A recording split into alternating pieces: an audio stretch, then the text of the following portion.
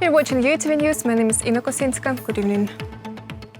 Ukraine has offered Russia a 50% discount on additional gas transit to Europe. This will help to ease the energy crisis in the region. President of Ukraine Volodymyr Zelensky told this to Bloomberg. The discount is offered for gas volumes in excess of the contract of 40 billion cubic meters per day. Ukraine is already transporting them to Europe from Russia. According to Volodymyr Zelensky, Ukraine offers this additional capacity to all potential transit countries, and the country would like to see European companies as customers, but Gazprom also has additional capacities. The president added Ukraine is discussing a gas transportation offer with Berlin and Brussels. We expect them to take steps soon in practical negotiations on this issue, which is certainly important for the whole of Europe. Ukraine, for its part, guarantees transit, guarantees special anti-crisis conditions for transit in excess of the contracted volumes. Let me be clear, I am sure that if we do not do this right now, Europe's losses this winter will be enormous. Only rapid coordinated actions can stop the crisis. President of Ukraine Volodymyr Zelensky's comment to Bloomberg. The National Security and Defense Council of Ukraine yesterday agreed special conditions for gas transit through the territory of Ukraine to Europe. The Council Secretary Alexei Danilov stressed that it goes only about additional volumes. Today we have a contract with the Russian Federation for pumping 40 billion cubic meters of gas daily. In addition to this contract, we can easily offer our European friends additional volumes of 55 billion cubic meters of gas. Contact the president just at the checkpoint. This decision was made at a meeting of the National Security and Defense Council. Centers for communication with the authorities will be opened at the contact line in eastern Ukraine and on the administrative border with the occupied Crimea. People will have the opportunity to address their problems to various central and local authorities. In 2 weeks, the Ministry of Digital Transformation is to submit projects of such centers. This is done for people who cross the demarcation line at those checkpoints located on the territory of the Donetsk and Luhansk regions, and some of them on the territory of the Kherson region, in order to have the open offices where they could have direct communication with the representatives of the authorities, with the president, with the cabinet of ministers, with other central and local authorities.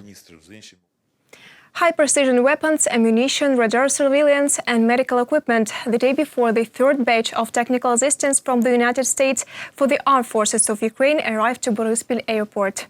Our reporters will tell you more.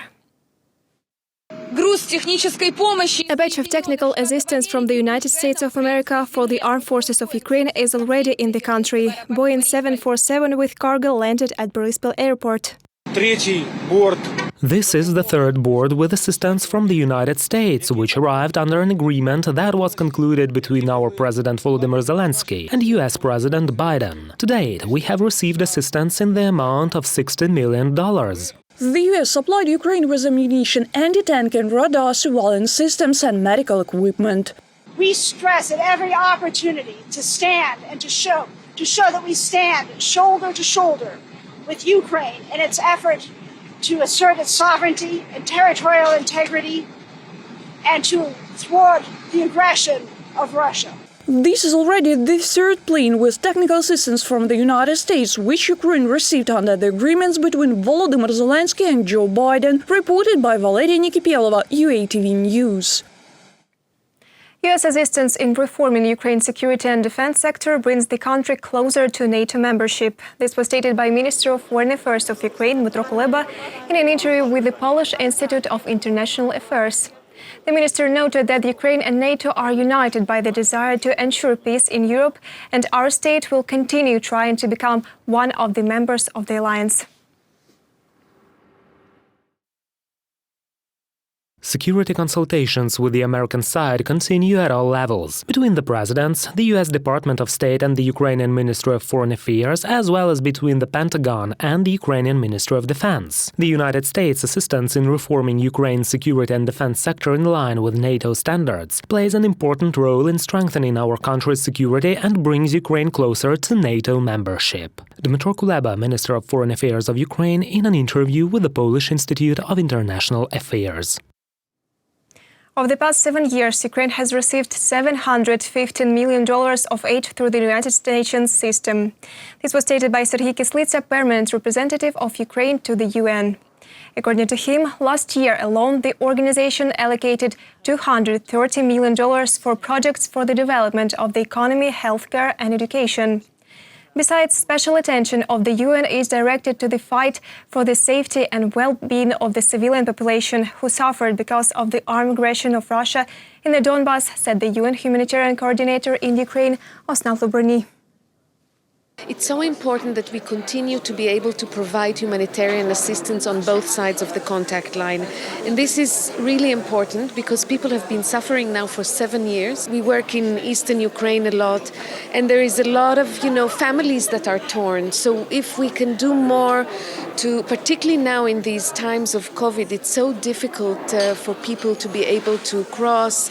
And I think there's also it's important to develop some sort of unity that, we don't give up on the idea of eventual reintegration of people that, if you talk to the people, they're the same people.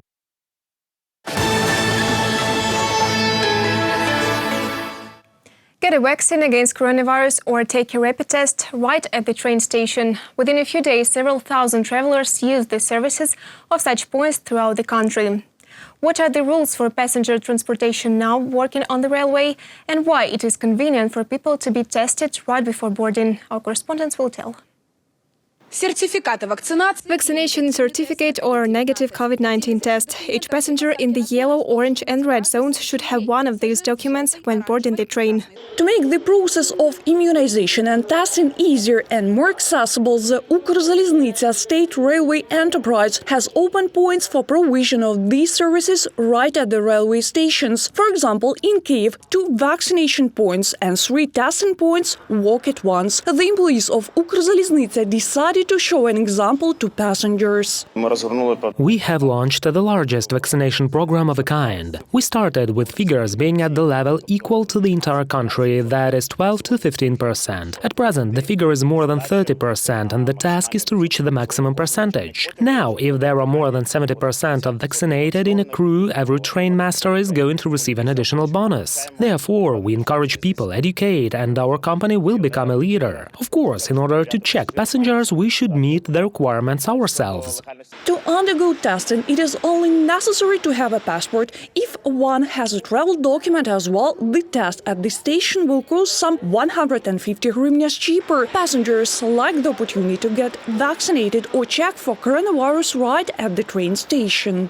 I was aboard the plane. It was quite expensive to do the test there. At the airport too, by the way, it is not that cheap. It is much cheaper and more convenient to do it at the station. One downloads the application, goes to the train station, does the test and travels home. It costs 350 hryvnias here. It is more expensive elsewhere. I just wanted to save money and that's it. And today my train leaves and I'm in a hurry. It's great if a person comes from somewhere and he or she does not have a vaccine. Of course, he or she needs to do this test in order to travel with people who have already been tested. Already 12 vaccination points have been opened at railway stations throughout Ukraine, and they plan to open 8 more next week. In 2 days of work, more than 4,000 people visited express testing points across the country. 90 of them received a positive test. Reported by Valeria Nikipelova, Vadim Kramar, UATV News.